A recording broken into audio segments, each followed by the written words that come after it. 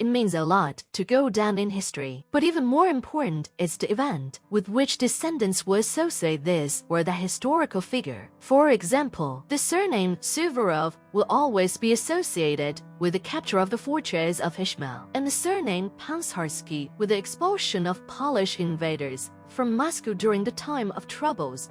There are also diametrically opposite examples. The same Herostratus went down in history only due to the fact that he did not have any talent and, in order to be remembered in the centuries, burned one of the 7 wonders of the world, the Temple of Artemis, in the summer of 356 BC. But in this respect, even more ridiculous is the Princess d'Harcourt of Versailles, whose name, above all, is associated with unwillingness to go to the toilet like everyone else.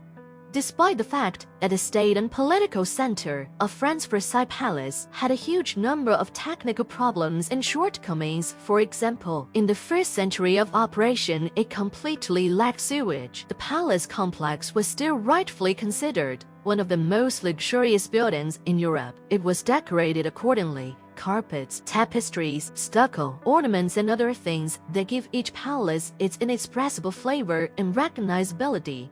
In the age when the Palace of Versailles still had no sewerage system, the august personages went to the so-called dressing rooms, where among dresses and shoes, they settled down on a well-known device and indulged in the most natural and urgent affairs, dictated by human nature itself.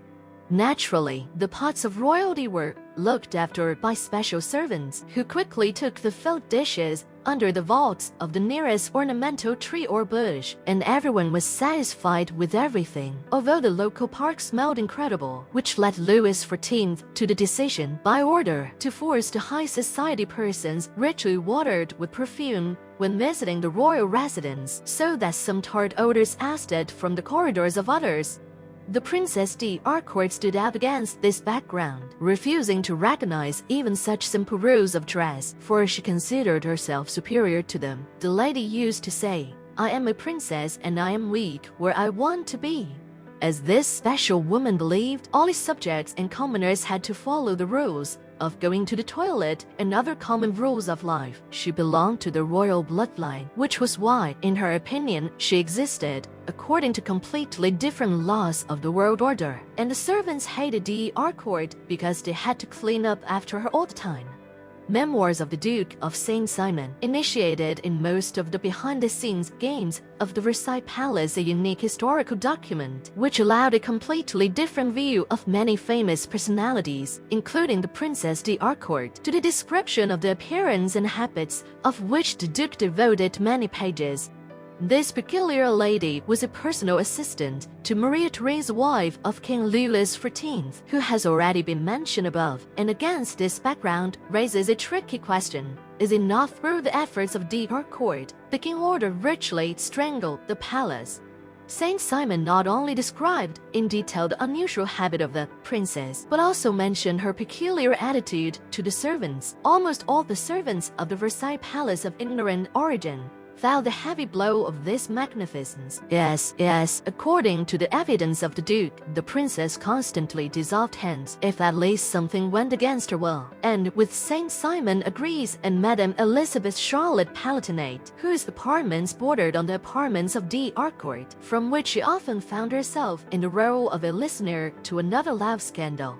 In addition, even the most loyal servants of free origin often complain that Mrs. d'Harcourt not only delays the due wages, but often refuses to pay, despite all the services rendered, and this despite the fact that they were the ones who had to do the bulk of the work of cleaning up after their mistress and washing the perpetually dirty linen.